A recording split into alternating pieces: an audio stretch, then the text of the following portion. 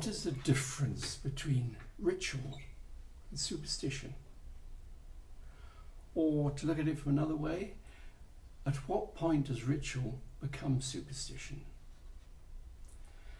Now, I addressed this question in a piece I wrote for Julian Vane's blog of Baphomet. And in it I made the confession that I had an electric toothbrush.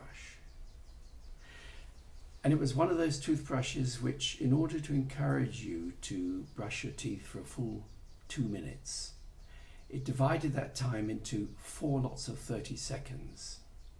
And to mark the end of each little bit, it's made a slight hiccup in the sound. Zzz, zzz. And so you then moved on to another part of your mouth.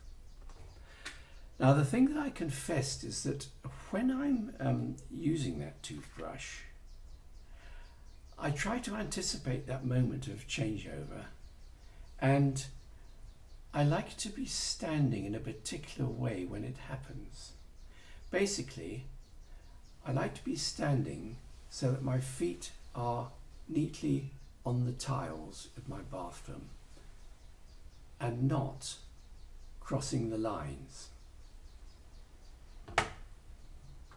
But that's a bit pathetic, isn't it? I mean, crikey. Am I like that person played by Jack Nicholson in, what was it, As Good As It Gets? You know, the excessive compulsive person who couldn't go down the street without avoiding stepping on the lines.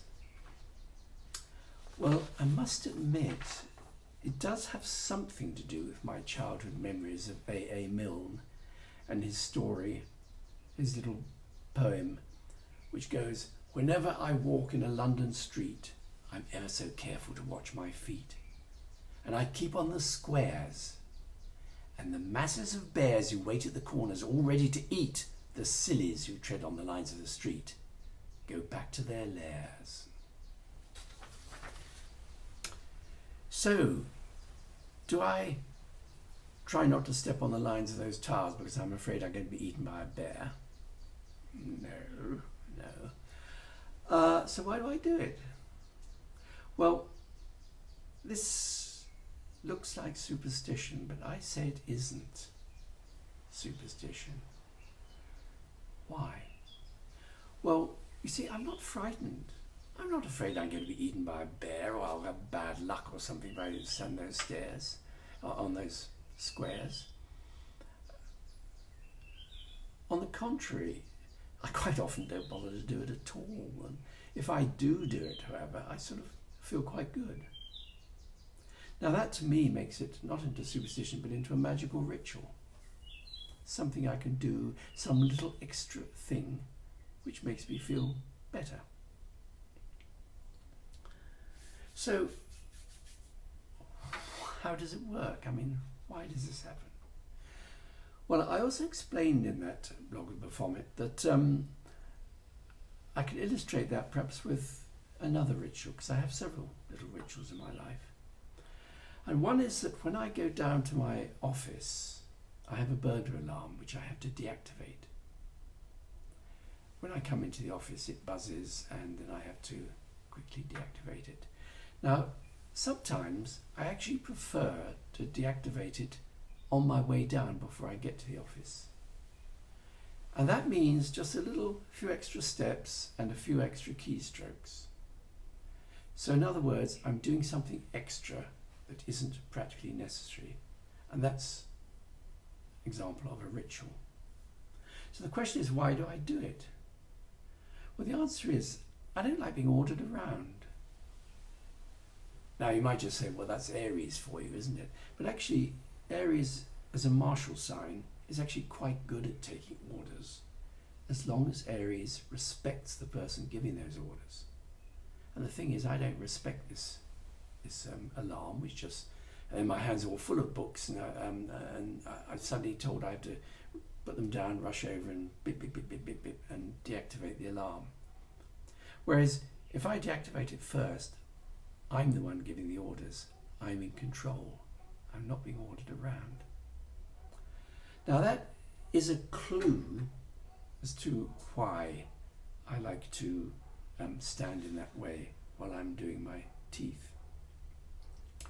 You see, I tried to anticipate that buzz by counting 30 seconds, but you can't quite do it. You know, it's always just 29. Oh, it's got me that time. It's so sudden.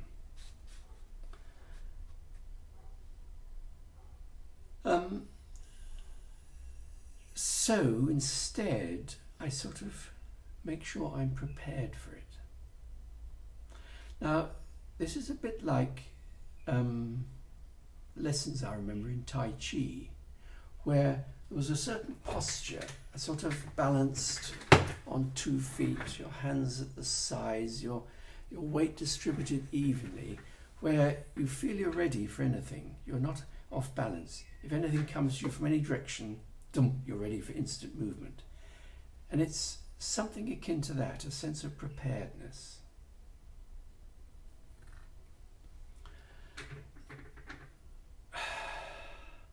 So, I feel prepared for the surprise of that deep, and it moves on. You see, I was born into a mechanical age in the 50s, or 40s actually. And in a mechanical age, you don't get these surprises. Just think of the difference between a digital clock and a mechanical clock. Have you ever looked at the digital clock and tried to catch the moment when it changes to the next number? A digital clock drops you into the eternal now, but without the bliss. And you stare at it and it seems to take ages, and your attention just wanders and suddenly you're in the next minute. Maddening. That doesn't happen with a mechanical clock, because if you look closely you can see that slow movement towards the hour. And even if it's a chiming clock, it doesn't surprise you, because the chime, first you hear the click of the lever lifting, then you hear the whir of the governor, and then dong, dong, dong comes the chime. And mechanical things are like that. You know, you hear a car coming, or even an airplane coming. And even the electric telephone, it didn't just suddenly go dring, dring. There was a little sort of dring before the dring, dring, and that just prepared you. Whereas in a digital age, things just suddenly, they sound, the bells ring, things happen, the alarms go off, and they catch you by surprise. And I know a lot of people who are sort of really fidgety in response to that. You get people who, you're talking to them and suddenly their phone goes and they turn away and they're talking to it. They haven't said, sorry, do you mind if I take this, or anything like that. They just twitch and respond. The digital age puts us back into something closer to our ancient past. A past when unexpected things could happen. A snake could leap out of the grass. A lion could suddenly appear, or something like that, without warning. The unexpected, the threatening. And digital things are a bit like that, and they can put people on edge, make people edgy and feel sort of dominated, ordered about. And by that sort of little ritual of feeling slightly prepared, I feel a bit better about it. I'm less obsessed by it all. So I call that an act of magic rather than superstition. But could it become a superstition if I forgot the original purpose and I just started doing it mechanically, and I began to feel uneasy if I forgot to do it and it didn't happen? That could become a superstition. If I told children about it, and even if I tried to explain the thinking, what if they forget it and they tell their friends, oh, Uncle Ramsey says that he always tries to stand on the squares when something surprising is going to happen. And sort of Chinese whispers, the word gets around, you know, it's lucky to stand in the right way when you're something surprising is going to happen. And then it could become a superstition. They could be actually frightened if they didn't do it. Now, acts of magic, as I've explained, are best to some extent held as secrets. I've explained this in other videos, that I've tried to explain that people associate secrecy with magic in a very negative way. They think it's because we've got such dirty, evil secrets that we dare not tell anyone. And I've pointed out that actually there is a positive aspect to this secrecy, that you can experience magic yourself, but if you start telling other people about it, you begin to have to drag along all their expectations. You know, are you sure it isn't coincidence? Is that, yeah, that sort of thing like that. And a simple act of magic becomes cumbersome. Now, I'm telling you this, and I'm explaining it, so I feel that you understand. But what if you sort of pass the word on? Oh, what was Ramsey talking about last time? Oh, this idea that, you know, in this terrifying digital world, we should have a sense of preparedness and balance, like not standing on the tiles in a certain way, and so forth. And word passes on, and then it could become a sort of cult. You know, oh yes, if you're a follower of Ramsey Jukes, you must never stand on the tiles in the wrong way when you're using an electric toothbrush or an alarm goes off or whatever. And then it's a superstition. Instead of holding it as a personal, practical solution or secretly, pass it on, it becomes a habit, a way of life. It becomes a tradition, it becomes a superstition. And that really is the difference I'm drawing there. To give one other example, as I was brought up in the country, in England, as a child I learnt that if you see one magpie, it can be a sign of sorrow, unless you cross your left foot when you see it. A superstition. And even Philip Pullman in an interview confessed that he did that too, because he was brought up in the country. So it isn't just me. Now, does that mean that I now continue that as a superstition?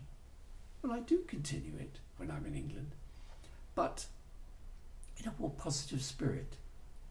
You see, to me, it's a sort of a wake-up call, a reminder not to come out of this drifting habit we have of being half asleep, and to start to join in a conversation with nature. I see that magpie, and it's like the magpie saying, watch it. And I'm saying, yeah, I hear you. It's a conversation, it's more alive. It brings the world back to life for me. So I'm not ashamed of that. It's magic. I don't call that a superstition.